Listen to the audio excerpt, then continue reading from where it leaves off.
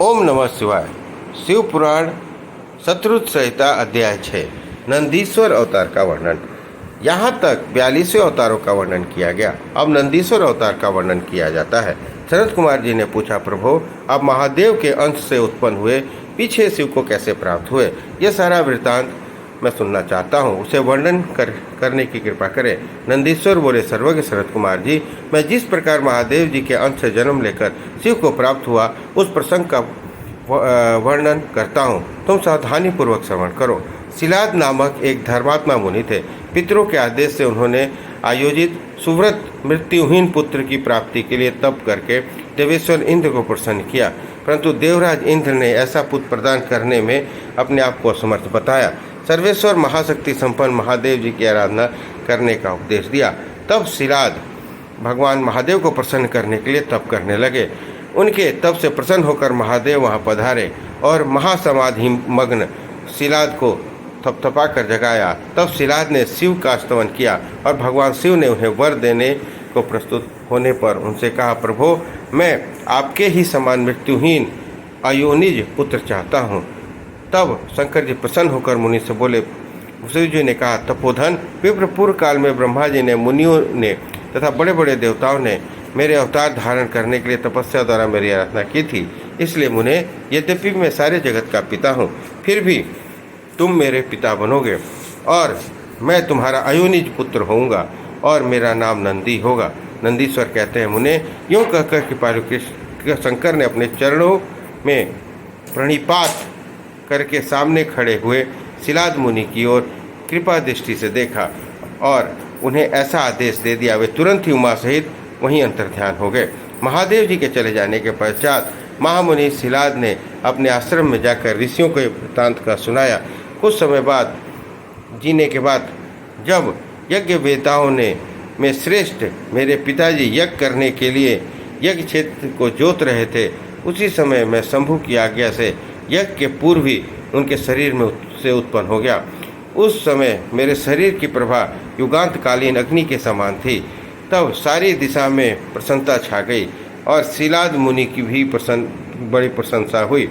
उधर शिलाद ने भी जब मुझ बालक को प्रलयकालीन सूर्य और अग्नि के सदृश प्रभावशाली त्रिनेत्र, चतुर्भुज, प्रकाशमान, जटा मुकुटधारी, त्रिशूल आदि आयुधों से युक्त सर्वथा रुद्र रूप में देखा, तब वे महान आनंद से निमग्न हो गए।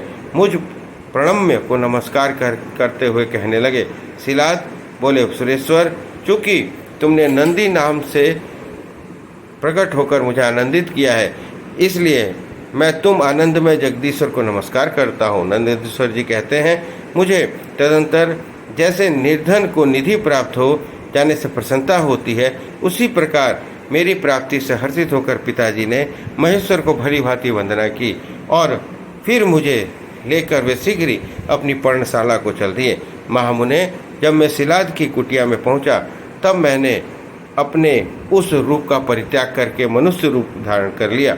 तदंतर सालंकायन नंदन पुत्र वत्सल शिलाद ने मेरे जात कर्म आदि सभी कर्म संपन्न किए। फिर 5वें वर्ष में पिताजी ने मुझे सांगोपांग संपूर्ण वेदों का तथा अन्यान्य शास्त्रों का भी अध्ययन कराया।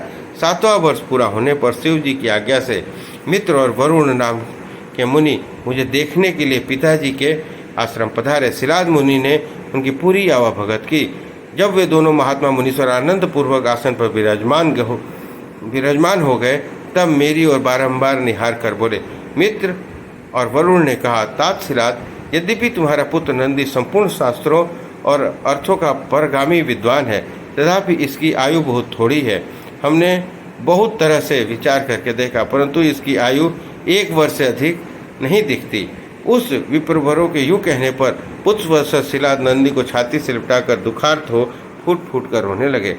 तब पिता और पितामह को मृतक की भांति भूमि पर पड़ा देखकर नंदी शिव जी के चरण कमलों का स्मरण करके प्रसन्नतापूर्वक पूछने लगा, पिताजी, आपको कौन सा ऐसा दुख आन पड़ा है जिसके लिए आपका शरीर काँप रहा है, आप रो रहे हैं? आपको यह दुख कहाँ से प्राप्त हुआ है? मैं इसे ठीक ठाक जानना चाहता हूँ। पिता ने कहा, बेटा, तुम्हारी अल्पा आयु के दुख से मैं अत्यंत दुखी हो रहा हूँ। तुम ही बताओ, मेरे इस कष्ट को कौन दूर कर सकता है? मैं उसकी शरण ग्रहण करूं। पुत्र बोला, पिताजी, मैं आपके सामने शपथ करता हूं कि यह बिल्कुल सत्य बात कह रहा हूं कि चाहे देवता, दानव, यम, काल, अन्यान्य प्राणी, ये सब के सब मिलकर मुझे मारना चाहें तो भी मेरी बाल्यकाल में मृत्यु नहीं होगी। अतः आप दुखी मत होइए। पिता ने पूछा, मेरे प्यारे लाल, तुमने ऐसा कौन सा तप किया है तथा तुमने ऐसा कौन सा ज्ञान, योग, ऐश्वर्य प्राप्त है जिसके बल पर तुम ये दारुण दुख को नष्ट कर दोगे? पुत्र ने कहा, तात, मैं न तो तप से मृत्यु को हटाऊंगा, न विद्या से मैं महादेव जी के भजन से मृत्यु को जीत लूंगा।